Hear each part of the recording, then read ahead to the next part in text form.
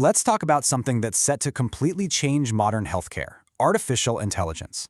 I mean, the promise is huge, right? Helping doctors spot diseases sooner, designing treatments just for you, and just making the whole system run better. So yeah, let's dive into this. And this isn't just some sci-fi fantasy for the future. We are talking about massive, massive investment. The global AI market in healthcare is on track to blow past $187 billion by 2030. For anyone leading a hospital or a health tech company, this isn't just a new toy, it is a core piece of their strategy. But you knew there was a but, didn't you? With any technology this powerful, with this much money on the line, the smartest question you can ask is always, so what's the catch? Because when we're talking about our health, the stakes don't get any higher. So in this explainer, we're going to break it all down. First, we'll diagnose the problem. We'll look at the promise and the peril of AI, get a handle on the really high cost of bias, and see exactly how it's already failing real patients. Then, we're going to switch gears and look at the cure. We'll uncover the root causes, lay out a clear framework for fairness, and finally, figure out what it really takes to build an AI that we can actually trust with our lives. Okay, so what is the catch? Well, it's a little something called algorithmic bias. And listen, this is not just some small technical hiccup. It is a deep, systemic vulnerability that can have some really profound consequences for patients, for doctors, and, you guessed it, for the bottom line. Let's be super clear about what we mean here. Algorithmic bias is not a random mistake. It's a predictable, repeatable flaw that's literally baked into the system's design.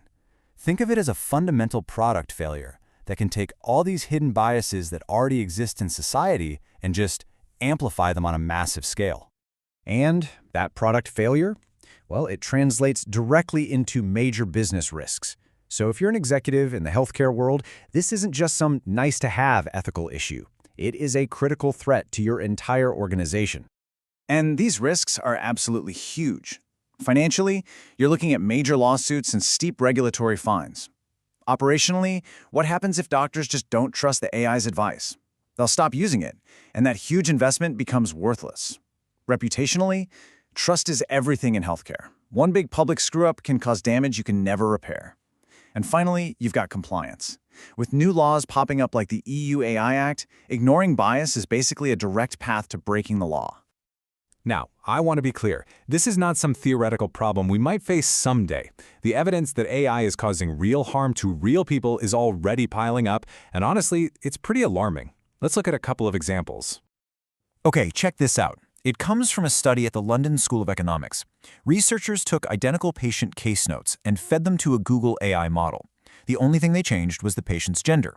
For the male patient, the AI spit out a summary using words like complex and disabled. But for the exact same case, just labeled female, the summary was totally different. It said she was independent, and it totally downplayed her health needs. Just think about that for a second. The implication is terrifying. This kind of bias could lead to women getting less care than men, even when they have the exact same medical problem. And believe me, this is not a one-off problem. MIT found that an imaging AI was just less accurate for women and for Black patients. A really famous study found that a major algorithm used all over the US was systematically underestimating how sick Black patients were. Another one found that diagnostic tools were less accurate for Asian and Hispanic women. The point is, this is everywhere. It's a widespread, pervasive problem that's showing up in all kinds of different AI tools. So, that's the what. We know it's happening.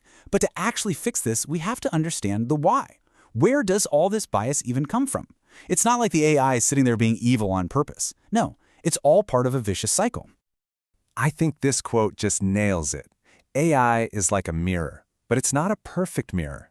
It doesn't just reflect our world. It reflects and often magnifies the existing flaws in our healthcare system, in our data, and even in our own unconscious thinking. The first and probably biggest cause is the data itself. You know the old saying, garbage in, garbage out? Well, here it's bias in, bias out. For decades, a lot of medical research was focused primarily on white men. So if you train an AI on that skewed historical data, it learns a warped view of medicine. It might not recognize a heart attack in a woman because her symptoms look different than the male standard it was taught. Next up, you've got the human problem.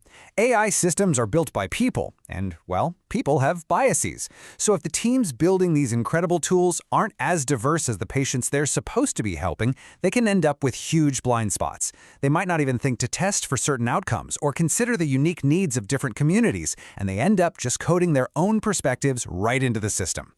And finally, there's the algorithm problem itself. Remember that study where the AI used how much money someone spent on healthcare as a substitute, a proxy for how sick they were? That was a disastrous choice in the design that literally automated inequality.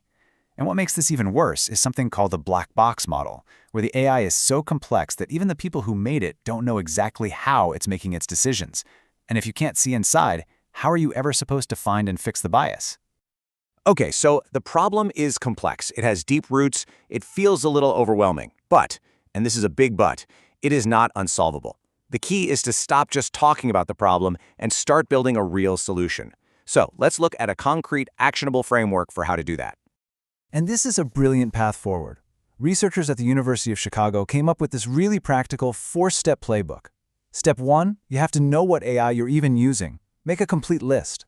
Step 2, screen every single one for bias. Test how well it performs for different groups of patients. Step 3, if you find bias, you have to have a plan to fix it, whether that means retraining the model with better data or just pulling the plug on it. And finally, Step 4, you have to build permanent oversight to make sure that bias doesn't just creep back in later.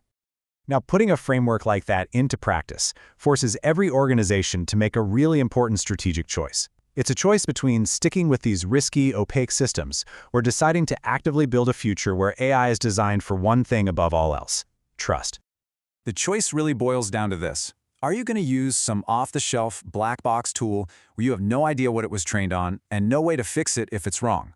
If you do that, you're basically just handing over all of your clinical and financial risk to an outside company. Or are you going to invest in a transparent, maybe even custom-built solution that you can actually audit, control, and make better over time? That approach treats AI not as some risky thing you buy, but as a core asset that you manage and protect. So I'll leave you with a simple, personal question. If an AI system were making a critical recommendation about your health or the health of someone that you love, would you feel comfortable knowing it was built inside some unexplainable black box? Or would you need to know that it was built from the very beginning for transparency and for trust?